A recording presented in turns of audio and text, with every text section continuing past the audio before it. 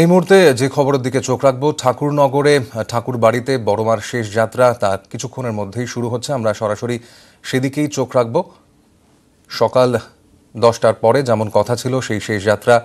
তার কিছুক্ষণের মধ্যেই শুরু হচ্ছে। এই মুহূর্তে আমরা সরাসরি কথা বলে নেব আমাদের প্রতিনিধি আবির ঘোষালের সঙ্গে। আবির, এই মুহূর্তে কি ছবি ধরা পড়ছে জানতে চাইব।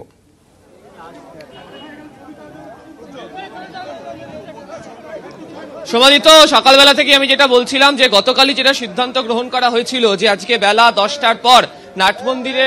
যেখানে বড়বার দেহ রাখা ছিল সেখান থেকে দেহ বার করা হবে এবং যে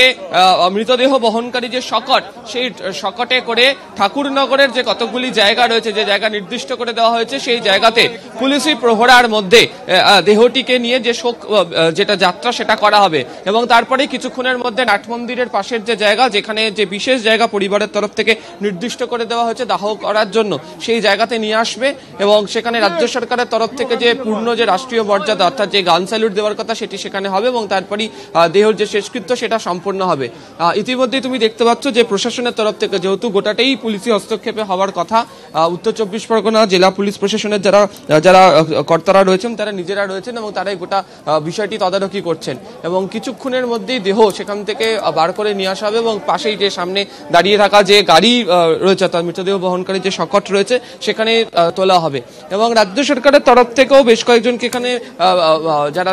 লক্ষ্য করতে পারা যাচ্ছে তারাও প্রত্যেকে রয়েছেন এবং যাতে নতুন করে কোনো বিতর্ক তৈরি না হয়, তার কারণ গতকাল থেকে পরিবারের দুপক্ষের মধ্যে এবং একই সঙ্গে যে বিভিন্ন সংঘগুলি রয়েছে তাদের মধ্যে শেষকৃত্য কবে হবে, কিভাবে সম্পন্ন করা হবে তা নিয়ে যে বিস্তর যে একটা টানাপোড়েন চলছিল, সেই টানাপোড়েন আজকে যেন আর নতুন করে তৈরি না হয় সেটাই দেখার চেষ্টা করা হচ্ছে এবং সেই কারণেই পুলিশি পদক্ষেপ, পুলিশি তৎপরতা, তার মাধ্যমেই দেহ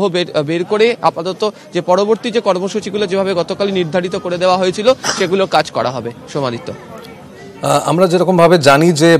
শেষ যাত্রা অর্থাৎ এই শোকযাত্রার পর গান স্যালুট হবে এবং তারপর অন্ত্যেষ্টি প্রক্রিয়াও হবে, সেক্ষেত্রে গোটা বিষয়টা কতক্ষণের মধ্যে হবে এবং কিভাবে সেটা হবে যদি বিস্তারিত জানাও।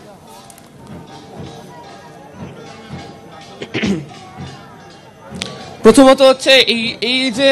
মৃতদেহ বহনকারী শকট এবং তার সঙ্গে যে শোকযাত্রা সেটা শুরু হওয়ার কথা ছিল হচ্ছে 10টার সময়, যদিও সেটা 10টার সময় শুরু করে উঠতে পারা যায়নি। যেটা শুরু করা হবে, যেটা মনে করা হচ্ছে যে আর 15 মিনিট সময়ের মধ্যেই সেই পদ্ধতিটি শুরু করা হবে এবং সেই কারণেই যারা পরিবারের যারা সদস্যরা রয়েছেন সেই সমস্ত পরিবারের সদস্যদের প্রত্যেকে হাজির থাকার কথা প্রশাসনের তরফ থেকে জানিয়ে দেওয়া হয়ে গেছে। দ্বিতীয়ত হচ্ছে এখান থেকে যে সামনেই বাদিকেই যে তুমি দেখতে পাচ্ছ আমাদের সামনে যে মৃতদেহ বহন করে যে শকটটি রয়েছে, সেই শকটের মধ্যে দেহ নিয়ে শোকযাত্রা করে এখান থেকে প্রথমে যাবে হচ্ছে যে ঠাকুরনগর কলেজ পর্যন্ত। ঠাকুরনগর কলেজ থেকে অপর একটি যে রাস্তা, সেই রাস্তা দিয়ে ঘুরে আবারও চলে আসবে হচ্ছে এই নাট মন্দিরের পাশের যে জায়গা নির্ধারিত করে দেওয়া হয়েছে সেখানে, যেখানে দাহ করা হবে অর্থাৎ যেখানে যে চিতা সাজানো হচ্ছে ঠিক তার পাশেই হচ্ছে তোমার গান স্যালুটের যে ব্যবস্থা, সেই গান স্যালুট দেওয়ানোর ব্যবস্থা ইতিমধ্যে সেরে রাখা হয়েছে এবং সেই পদ্ধতি সম্পন্ন এবং যেটা পুলিশ সূত্রের খবর 11:40 থেকে 11:50 সেই 10 মিনিট সময় তার জন্য নির্ধারিত করা হয়েছে এবং তা সম্পূর্ণ হয়ে যাবার পর এই যে বাকি অর্থাৎ যে পরিবারের তরফ থেকে যিনি মুখাগ্নি করবেন বা শেষকৃত্যে যারা থাকবেন তারা সেই কাজ করে দেবেন এবং তোমার সাথে কথা বলতে বলতে আমরা যে ছবি দেখাচ্ছি যে ইতিমধ্যেই যে বড়বার যে মৃতদেহ সেটি ইতিমধ্যেই বার করে নিয়ে আসার কাজ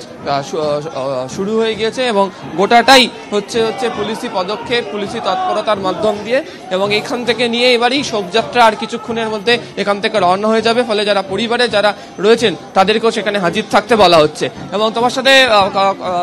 আমরা দেখানোর চেষ্টা করব যে সামনের দিকের যে অংশ, যেহেতু এখানে যারা ভক্তরা যাদের আসার কথা ছিল তারা অনেকেই আজকে সকালবেলা থেকে আসতে ইতিমধ্যে শুরু করেছেন এবং অনেক ভক্ত এখনো পর্যন্ত রাস্তাতে আছেন, কিন্তু পুলিশের তরফ থেকে বলে দেওয়া হয়েছে কোনো সময় নয় এবং তুমি দেখো যে যারা উত্তর চব্বিশ পরগনা বা এই পুলিশের যারা কর্তারা যারা রয়েছেন তারা নিজেরা সামনের দিকে থাকবেন, পুলিশের বাহিনীর যে সামনে সেটাকে রাখা হবে এবং এই যে গাড়ি মৃতদেহ বহনকারী যে শকট, সেই শকটকেই এখান থেকে বার করা হবে। মূলত এখনো পর্যন্ত যেটা রুট ঠিক করা হয়েছে যে এই দিকের রাস্তা, যে রাস্তা ধরে ঠাকুরনগর যে কলেজের সামনে পর্যন্ত, সেই ঠাকুরনগর কলেজ পর্যন্ত যাবে এবং সামনে রাজ্য সরকারের তরফ থেকে মন্ত্রী সুজিত বোস, মন্ত্রী জ্যোতিপ্রিয় মল্লিক থাকবেন, অন্যদিকে বিধাননগরে শুভজিৎ দত্ত তিনি থাকবেন এবং প্রশাসনের সমস্ত যারা রয়েছেন তাদেরকে সামনে রেখে গোটাটি করা হচ্ছে। একদমই সরাসরি সেই ছবি আমরা তুলে ধরছি আবির তোমার মাধ্যমে, এবং বীণাপানি ঠাকুরের দেহ আজ কিছুক্ষণের মধ্যেই কিন্তু ঠাকুরনগর বাজার, স্কুল, কলেজ সহ কয়েকটি জায়গায় নিয়ে যাওয়া হবে এবং তারপর ঠাকুরবাড়ির মাঠে বীণাপানি ঠাকুরকে দেওয়া হবে গান স্যালুট এবং তারপরই শেষকৃত্য।